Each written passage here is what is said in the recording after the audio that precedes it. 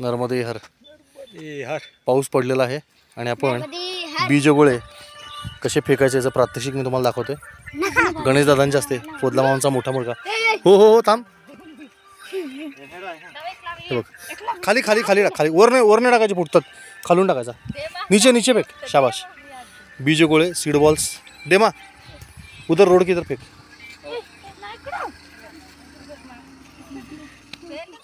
हां जा फेक. ते बघ.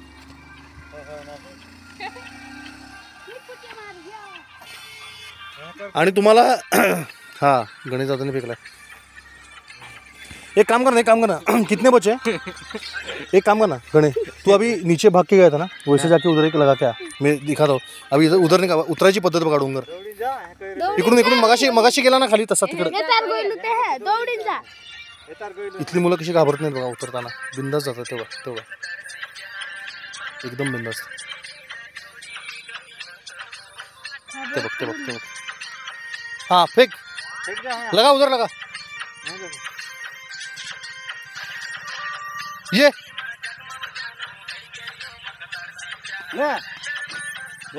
हाँ कैच कर. Good catch. लगा उधर ही लगा.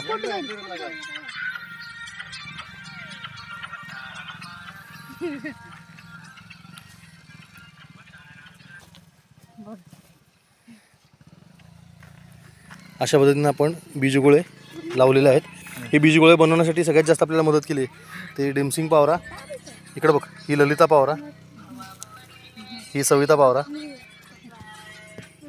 ही लावी, हिचं नाव झाडं लावी. काय लावी.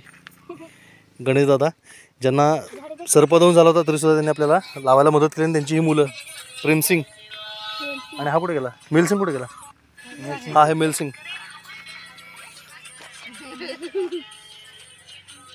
या सगळ्यांनी खूप मदत केली. त्याच्यातनं आपण हे सगळे बीजगोळे तयार केले आणि आता ते उगवायला सुरुवात झाली. आणि आपण आता ते अशा पद्धतीनं जिथं झाडं नाही आहेत त्या ठिकाणी लावलेले आहेत.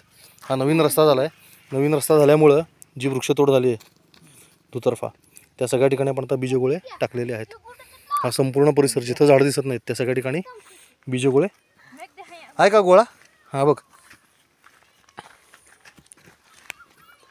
अशा पद्धतीने केलेला बीजगोळा एक आपण बघतोय. हे आता आतल्या बिया उगवल्यामुळं फुटायला सुरुवात झाली. हे बघा हा अंकुर आलेला आहे. हे आपल्याला लावलेला आणून दाखवला एक. तर अशा पद्धतीने हे गोळे हळूच सोडून दिले की ते बरोबर त्याच्या जागी जाऊन थांबतात आणि वेळ आली की उगवतात, फुटत नाहीत. नर्मदे हर.